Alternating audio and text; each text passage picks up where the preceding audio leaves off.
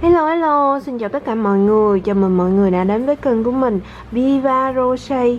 Thì hôm nay mình sẽ hướng dẫn các bạn móc một chiếc túi đeo chéo với họa tiết hình bán nguyệt như thế này. Ok, bây giờ chúng ta sẽ bắt đầu luôn nha. Thì trước khi mà bắt đầu móc, mình sẽ nói về các bước để móc một chiếc túi đeo chéo với họa tiết hình bán nguyệt như thế này, để các bạn sẽ dễ hình dung hơn trong quá trình móc. Thì đầu tiên đó là phần kích thước của chiếc túi.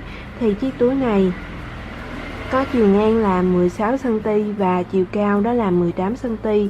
Thì bước đầu tiên đó là các bạn sẽ bước vào và móc phần đáy túi cho mình. Sau khi mà các bạn đã móc xong phần đáy túi rồi thì các bạn sẽ chuyển qua móc phần nâng túi, tức là phần có họa tiết hình bán nguyệt này cho mình. Sau khi mà các bạn đã móc xong phần thân túi rồi thì các bạn sẽ chuyển qua bước tiếp theo nữa, đó là các bạn sẽ móc phần viền cho miệng túi. Và tiếp theo đó là các bạn sẽ móc phần dây đeo cho chiếc túi. Và bước cuối cùng đó là các bạn sẽ móc phần khuy cài cũng như là phần nút cho mình. Như vậy là các bạn đã hoàn thành xong một chiếc túi đeo chéo với họa tiết hình bán nguyệt rồi. Thì trước khi mà bắt đầu móc, mình có một điểm lưu ý muốn nói với các bạn, đó là khi mà các bạn móc phần họa tiết hình bán nguyệt không bị dư mũi và thiếu mũi thì tổng số mũi mà các bạn gầy mình gọi đó là một số A, thì A phải là một số chia hết cho 6. Thì sau khi mà các bạn đã móc xong phần đáy túi rồi, tổng số chân mũi mà các bạn có sẽ là 66 chân mũi, và 66 là một số chia hết cho 6. Ok, bây giờ mình sẽ bắt đầu hướng dẫn các bạn móc cụ thể nha. Thì chất liệu đây mình sử dụng đó là sợi cotton Việt Nam 1mm, và ở đây là mình sẽ móc chập đôi. Và để móc được một chiếc túi đeo chéo với họa tiết hình bán nguyệt thì các bạn cần phải có 2 cuộn cotton Việt Nam như thế này.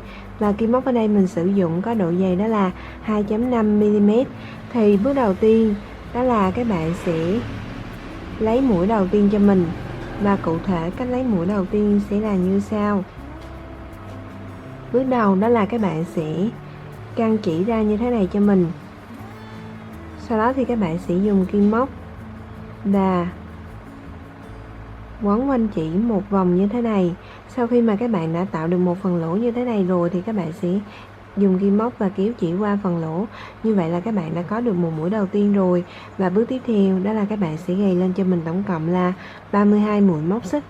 1 2 3 4 5 6 7 8 9 10. Sau khi mà các bạn đã gầy lên đủ cho mình 32 mũi móc xích rồi thì bước tiếp theo đó là các bạn sẽ bước vào và móc lên cho mình phần đáy của chiếc túi. Và để móc lên phần đáy của chiếc túi thì trước hết đó là các bạn cần phải móc lên cho mình một mũi móc xích nữa. Sau đó thì các bạn sẽ bỏ qua cho mình chân móc xích đầu tiên và đâm vào chân móc thứ hai là nằm ở đây, kéo chỉ qua và móc lên cho mình một mũi móc đơn. Tiếp theo đó là các bạn sẽ đâm vào chân móc kế tiếp và móc lên cho mình mũi móc đơn tiếp theo.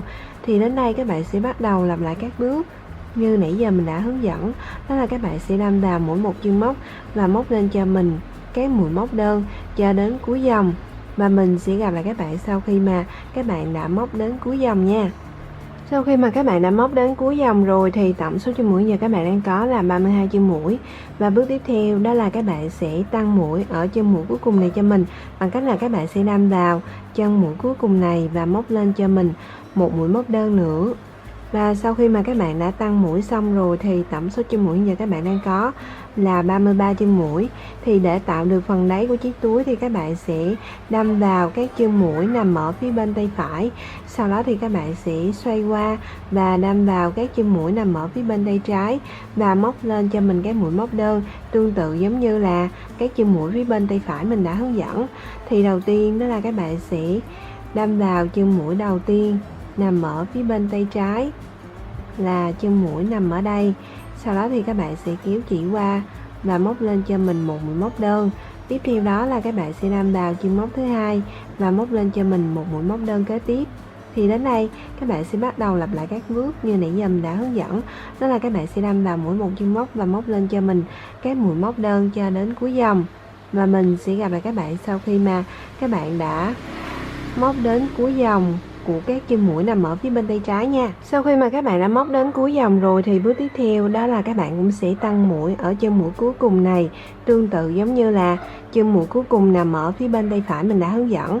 bằng cách là các bạn sẽ đâm vào chân móc cuối cùng này và móc lên cho mình một mũi móc đơn nữa. Tức là ở chân móc cuối cùng này các bạn sẽ móc liên tục cho mình 2 mũi móc đơn cùng một chân. Là như vậy là các bạn đã móc xong phần đáy của chiếc túi rồi. Thì sau khi mà các bạn đã móc xong phần đáy, tổng số chân mũi giờ các bạn đang có là 66 chân mũi. Thì để tính được tổng số chân mũi, các bạn sẽ lấy tổng số chân mũi cùng mỗi bên là 32 cộng với lại một chân mũi mà các bạn đã tăng ở chân mũi cuối cùng thì sẽ ra được là 33. Và sau đó thì hai bên thì các bạn sẽ lấy 33 nhân 2 thì sẽ ra được là 66 chân mũi. Và để kết thúc phần đáy của chiếc túi thì các bạn sẽ đâm vào chân mũi đầu tiên là nằm ở đây. Sau đó thì các bạn sẽ kéo chỉ qua và móc cho mình một mũi dời. Tiếp theo đó là các bạn sẽ chuyển qua móc phần thân túi cho mình. Và cách móc dòng thứ nhất của phần thân túi sẽ là như sau. Đầu tiên đó là các bạn sẽ móc lên cho mình 3 mũi móc xích. Sau đó thì các bạn sẽ đâm vào chân móc thứ hai này và móc lên cho mình một mũi móc kép. Thì đến đây các bạn sẽ bắt đầu lặp lại các bước như nãy giờ mình đã hướng dẫn. Đó là các bạn sẽ đâm vào mỗi một chân móc và móc lên cho mình các mũi móc kép cho đến hết dòng thứ nhất của phần thân túi. Và mình sẽ gặp lại các bạn sau khi mà các bạn đã móc xong dòng thứ nhất của phần thân túi nha. Sau khi mà các bạn đã móc xong dòng thứ nhất của phần thân túi rồi thì tổng số chân mũi giờ các bạn đang có là 66 chân mũi. Và để kết thúc dòng thứ nhất thì các bạn sẽ đâm vào chân mũi đầu tiên của mũi móc xích thứ ba là nằm ở đây. Sau đó thì các bạn sẽ kéo chỉ qua và móc cho mình một mũi dời. Tiếp theo đó là các bạn sẽ móc lên cho mình dòng thứ hai. Và để móc dòng thứ hai đầu tiên đó là các bạn sẽ móc lên cho mình một mũi móc xích. Sau đó thì các bạn sẽ đâm vào chân móc đầu tiên này, kéo chỉ qua và móc lên cho mình một mũi móc đơn. Tiếp theo đó là các bạn sẽ đâm vào chân móc thứ hai và móc lên cho mình một mũi móc đơn kế tiếp. Thì đến đây các bạn sẽ bắt đầu lặp lại các bước như nãy giờ mình đã hướng dẫn. Đó là các bạn sẽ đâm vào mỗi một chân móc và móc lên cho mình các mũi móc đơn cho đến hết dòng thứ hai. Và mình sẽ gặp lại các bạn sau khi mà các bạn đã móc xong dòng thứ hai nha. Sau khi mà các bạn đã móc xong dòng thứ hai rồi thì tổng số chân mũi giờ các bạn đang có là 66 chân mũi. Và để kết thúc dòng thứ hai thì các bạn sẽ đâm vào chân mũi đầu tiên là nằm ở đây. Sau đó thì các bạn sẽ kéo chỉ qua và móc cho mình một mũi dời. Tiếp theo đó là các bạn sẽ móc lên cho mình dòng thứ ba. Và để móc dòng thứ ba đầu tiên đó là các bạn sẽ móc lên cho mình 3 mũi móc xích, 1, 2 và 3. Sau đó thì các bạn sẽ đâm vào chân móc đầu tiên này và kéo chỉ qua móc lên cho mình một mũi móc kép. Tiếp theo đó là các bạn lại móc lên cho mình 2 mũi móc xích và các bạn sẽ bỏ qua cho mình 2 chân móc, đó là chân móc thứ hai và chân móc thứ ba. Sau đó thì các bạn sẽ đâm vào chân móc thứ tư này và móc liên tục cho mình 2 mũi móc kép cùng một chân móc. Tiếp theo đó các bạn lại móc lên cho mình 2 mũi móc xích và bỏ qua 2 chân móc, đâm vào chân móc kế tiếp, móc liên tục cho mình 2 mũi móc kép cùng một chân. Thì đến đây các bạn sẽ bắt đầu lặp lại các bước như nãy giờ mình đã hướng dẫn cho đến hết dòng thứ ba. Và mình sẽ gặp lại các bạn sau khi mà các bạn đã móc xong dòng thứ ba nha. Sau khi mà các bạn đã móc dòng thứ ba và còn lại 2 chân móc cuối cùng như thế này rồi thì bước tiếp theo đó là các bạn sẽ móc lên cho mình 2 mũi móc xích và các bạn sẽ bỏ qua 2 chân móc cuối cùng này. Và như vậy là các bạn đã móc xong dòng thứ ba rồi.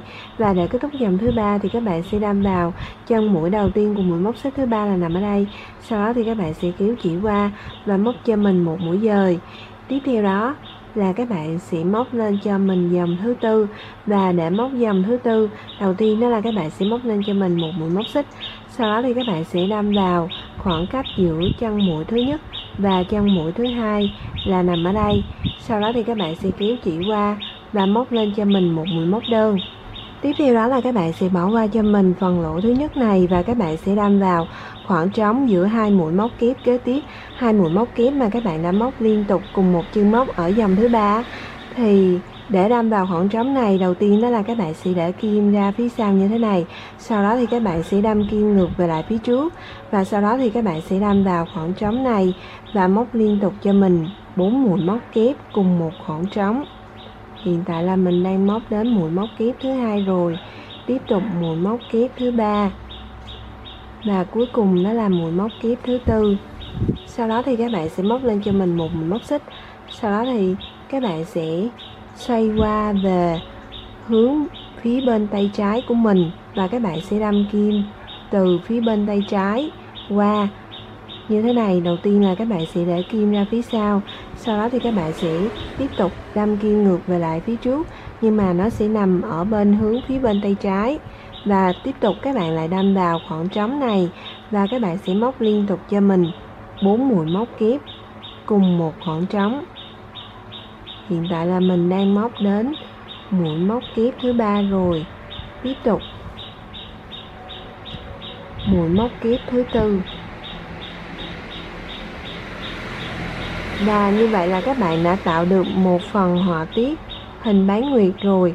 Tiếp theo đó là các bạn sẽ đâm vào khoảng trống của 2 mũi móc kép kế tiếp là nằm ở đây. Sau đó thì các bạn sẽ kéo chỉ qua và móc lên cho mình một mũi móc đơn. Tiếp theo đó là các bạn sẽ bỏ qua cho mình phần lỗ thứ 3 và các bạn sẽ đâm vào phần khoảng trống kế tiếp của 2 mũi móc kép tiếp theo. Đó là đầu tiên các bạn sẽ đâm từ phía bên tay trái qua và các bạn sẽ móc liên tục cho mình 4 mũi móc kép cùng một lỗ.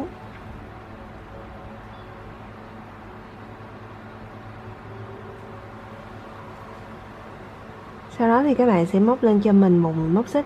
Tiếp tục các bạn sẽ đâm từ phía bên tay phải qua và các bạn lại tiếp tục đâm vào phần khoảng trống này và móc liên tục cho mình 4 mũi móc kép cùng một khoảng trống.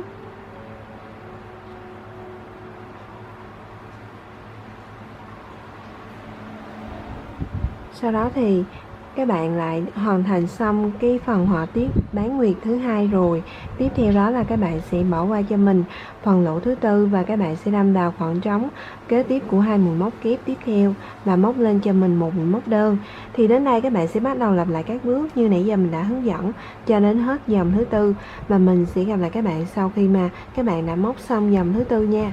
Sau khi mà các bạn đã móc xong dòng thứ 4 rồi thì để kết thúc dòng thứ 4, các bạn sẽ đâm vào cho mũi đầu tiên là nằm ở đây.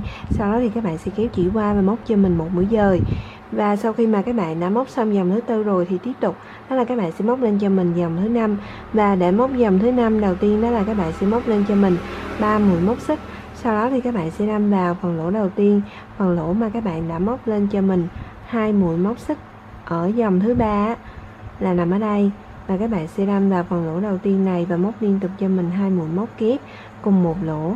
Sau đó thì các bạn sẽ đâm vào chân móc kế tiếp và móc lên cho mình mũi móc kép tiếp theo.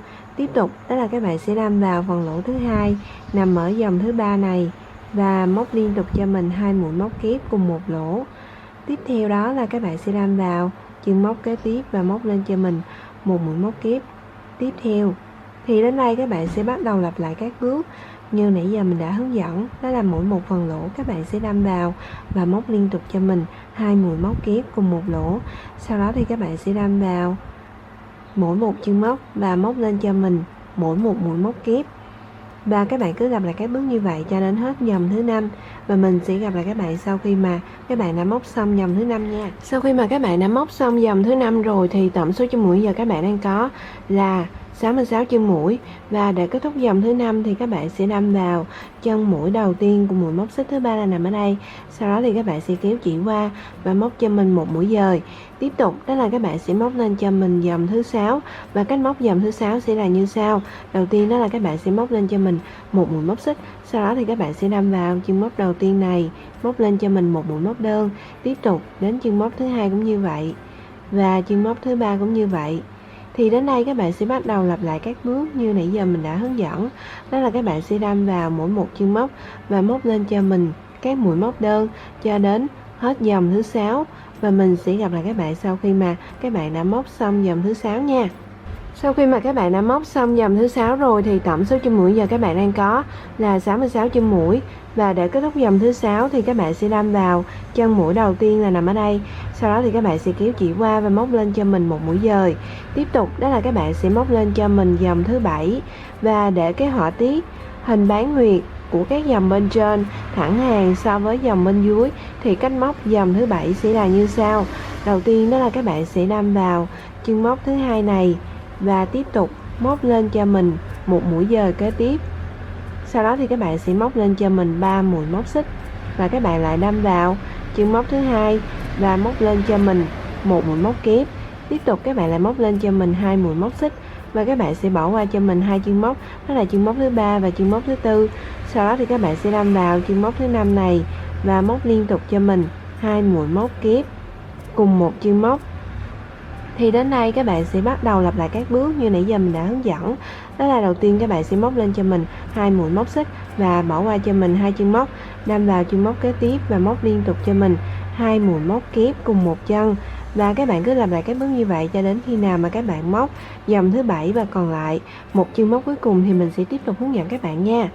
Thì sau khi mà các bạn đã móc dòng thứ 7 và còn lại một chân móc cuối cùng như thế này rồi thì bước tiếp theo đó là các bạn sẽ móc lên cho mình 2 mũi móc xích.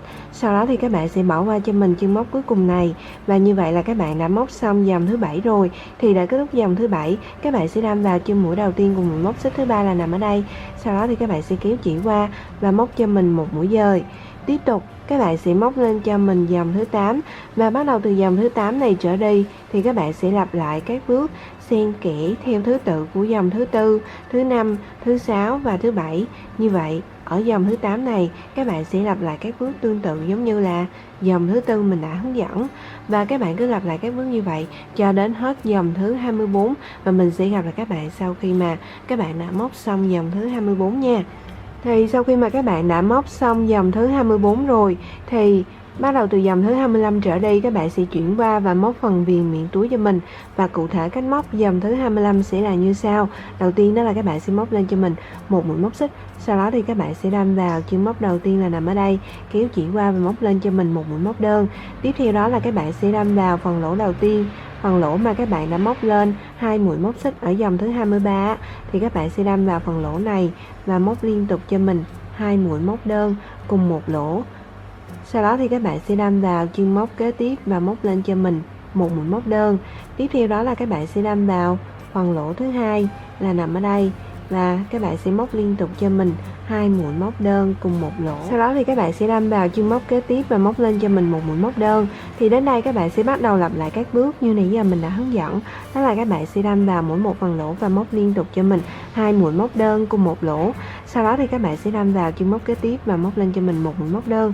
Và các bạn cứ lặp lại các bước như vậy cho đến hết dòng thứ 25 và mình sẽ gặp lại các bạn sau khi mà các bạn đã móc xong dòng thứ 25 nha. Sau khi mà các bạn đã móc xong dòng thứ 25 rồi thì tổng số chân mũi giờ các bạn đang có là 66 chân mũi.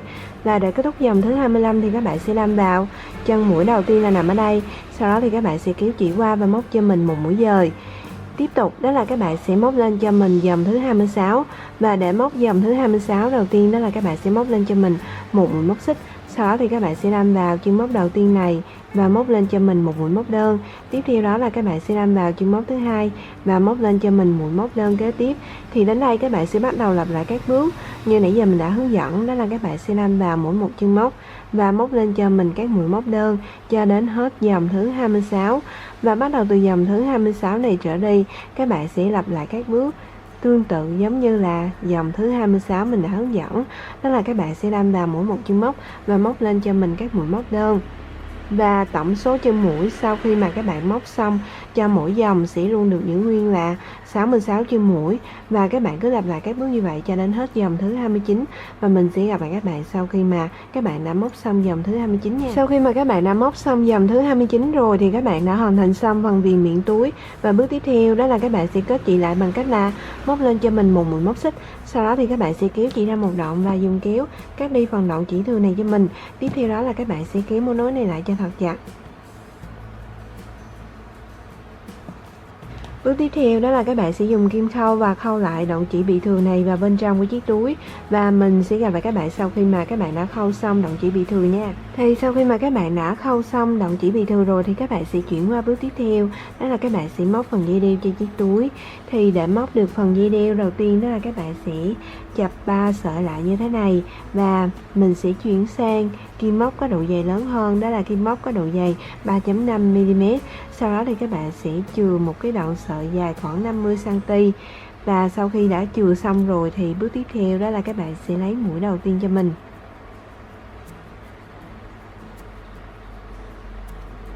Sau khi mà các bạn đã lấy xong mũi đầu tiên rồi thì các bạn sẽ gầy lên cho mình tổng cộng là 3 mũi móc xích.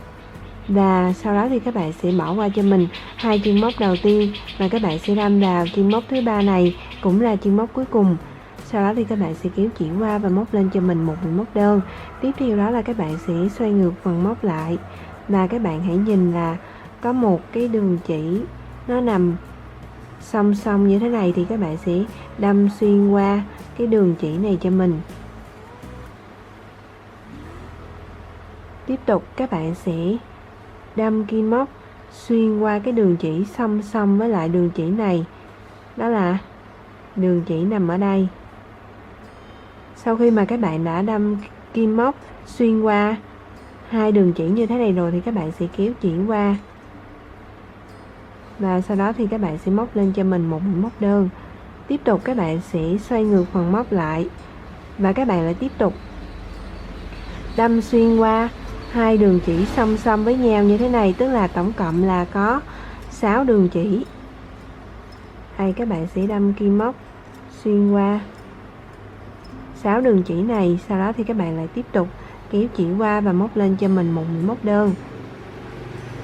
Tiếp theo đó thì các bạn lại tiếp tục xoay ngược phần móc lại và tiếp tục đâm kim xuyên qua 6 đường chỉ, và sau đó thì các bạn sẽ kéo chỉ qua và móc lên cho mình một mũi móc đơn. Thì đến đây các bạn sẽ bắt đầu lặp lại các bước như nãy giờ mình đã hướng dẫn. Đó là đầu tiên các bạn sẽ dùng kim móc và đâm kim xuyên qua 6 đường chỉ, sau đó thì kéo chỉ qua và móc lên cho mình một mũi móc đơn. Thì các bạn cứ lặp lại các bước như vậy cho đến khi nào mà các bạn đạt được một cái sợi dây có chiều dài là 92 cm thì mình sẽ tiếp tục hướng dẫn các bạn nha. Thì sau khi mà các bạn đã móc được một đoạn dây dài 92 cm thì các bạn đã móc xong phần dây đeo rồi, và bước tiếp theo đó là các bạn sẽ kết chỉ lại bằng cách là móc lên cho mình một mũi móc xích. Thì các bạn cũng sẽ chừa cái đoạn sợi này dài khoảng 50 cm. Sau đó thì các bạn sẽ dùng kéo và cắt đi phần đoạn chỉ thừa này cho mình. Tiếp theo đó là các bạn sẽ kéo móc nối này lại cho thật chặt. Thì sau khi mà các bạn đã móc xong phần dây đeo rồi thì bước tiếp theo đó là các bạn sẽ gắn phần dây đeo vào phần miệng túi cho mình. Thì để gắn phần dây đeo vào phần miệng túi, trước hết đó là các bạn cần phải xác định được hai điểm mà các bạn sẽ gắn hai đầu của phần dây đeo vào miệng túi cho mình. Thì một điểm là nằm ở phần rì phía bên tay phải, còn một điểm là nằm ở phần rì phía bên tay trái. Điểm nằm ở phần rì phía bên tay phải cụ thể là nằm ở chân mũi đầu tiên và chân mũi cuối cùng, còn điểm nằm ở phần rì phía bên tay trái là nằm ở chân mũi thứ 33 và chân mũi thứ 34. Thì đây là mình đã dùng chỉ mà mình đánh dấu rồi. Thì sau khi mà các bạn đã xác định được hai điểm rồi thì bước tiếp theo đó là các bạn sẽ bước vào và gắn phần dây đeo cho mình. Thì đầu tiên đó là mình sẽ hướng dẫn các bạn gắn phần dây đeo nằm ở phía bên tay phải trước nha.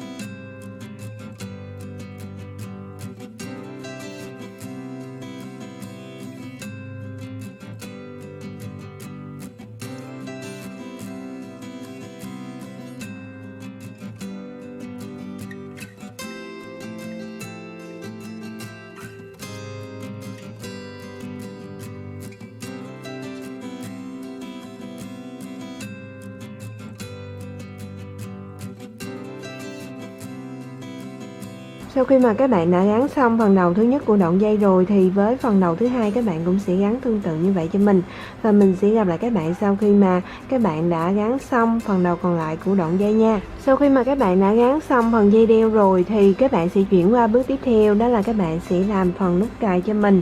Thì để làm được phần nút cài đầu tiên đó là các bạn cũng sẽ chập 3 sợi cho mình. Sau đó thì các bạn sẽ dùng kim móc có độ dày là 3.5mm. Sau đó thì các bạn sẽ tạo cho mình một vòng tròn ma thuật. Sau khi mà các bạn đã tạo được một vòng tròn ma thuật rồi thì các bạn sẽ đâm kim vào vòng tròn này và các bạn sẽ kéo chỉ qua, và sau đó thì móc lên cho mình một mũi móc xích. Tiếp tục các bạn sẽ đâm vào vòng tròn này và móc liên tục cho mình 10 mũi móc đơn cùng một vòng tròn. Hiện tại là mình đang móc đến mũi móc đơn thứ hai rồi. Tiếp tục mũi móc đơn thứ ba.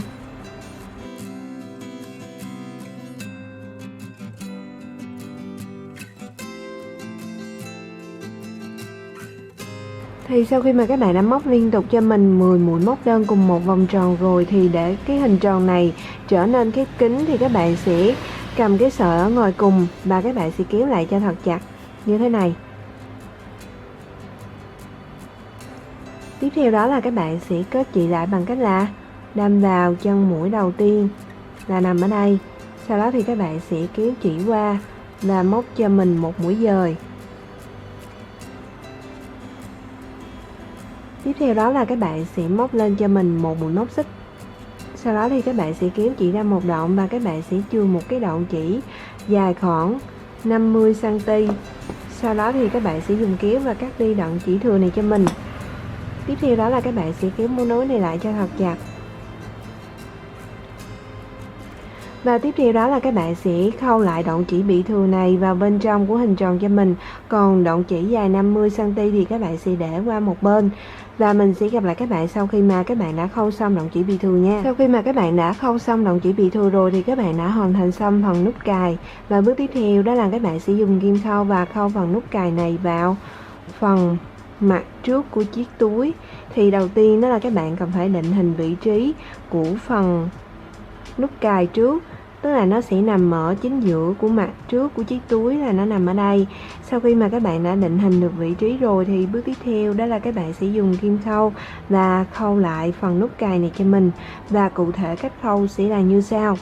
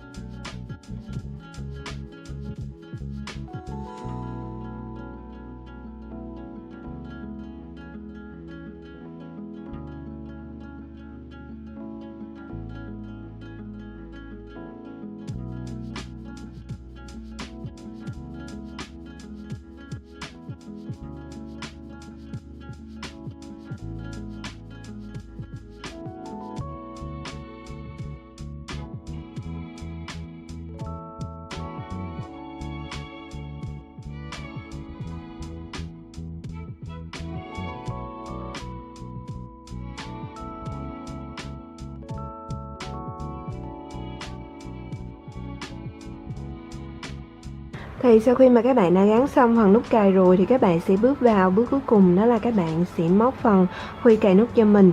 Thì để móc được phần khuy cài nút, trước hết đó là các bạn cần phải xác định được vị trí mà các bạn móc phần khuy cài nút là nó sẽ nằm ở mặt sau của chiếc túi, và cụ thể là nó sẽ nằm ở chân mũi thứ 49. Và ở đây là mình đã dùng chỉ khác màu mình đánh dấu rồi. Thì sau khi mà các bạn đã xác định được vị trí để móc phần khuy cài nút rồi thì bước tiếp theo đó là các bạn sẽ bước vào và móc phần khuy cài nút cho mình. Thì để móc được phần khuy cài nút, trước hết đó là các bạn còn phải chập đôi chỉ lại như thế này. Sau đó thì các bạn sẽ dùng kim móc có độ dày là 2.5mm và các bạn sẽ lấy mũi đầu tiên cho mình. Sau khi mà các bạn đã lấy xong mũi đầu tiên rồi thì các bạn sẽ lấy kim móc ra khỏi mũi đầu tiên và các bạn sẽ đâm kim vào chân mũi thứ 49 là nằm ở đây. Sau đó thì các bạn sẽ kéo mũi đầu tiên mà các bạn vừa mới tạo qua chân mũi thứ 49 này.